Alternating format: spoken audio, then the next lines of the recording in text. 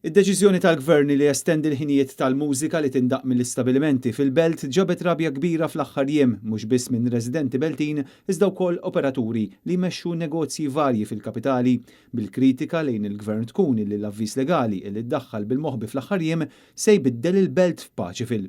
Dan l-avviż legali se jagħmilha possibbli li l-mużika tibqa' għaddejja wara l-11 ta' bil-lejl u titwaqqaf fis-sija ta' filgħodu. Il-Partit Nazzjonalista min-naħa tiegħu stqarr li dan se jkun żball għaliex l-avviż legali la jirrispetta drittijiet ta' residenti Beltin u lanqas l-investimenti li sar fi kwantità ta' stabilimenti kummerċjali biex ikun attirat turiżmu ta' kwalità. Kien għalhekk li l-Grupp Parlamentari Nazzjonalista ddeċieda li jressaq mozzjoni biex titwaqqaf din il-legal notice. F'din il-mozzjoni l-Partit Nazzjonalista se jinsisti li l-karatteristiċi tal-Belt għandhom jibqgħu salvagwardjati u għalhekk il-kapitali ma tistax titqiegħed fuq l-istess binarju ta' lokalitajiet oħrajn. Fl-aħħar jiem tkellmu ma' Net News diversi sidien ta' lukandi u stabilmenti oħrajn li operaw fil-Belt Valletta.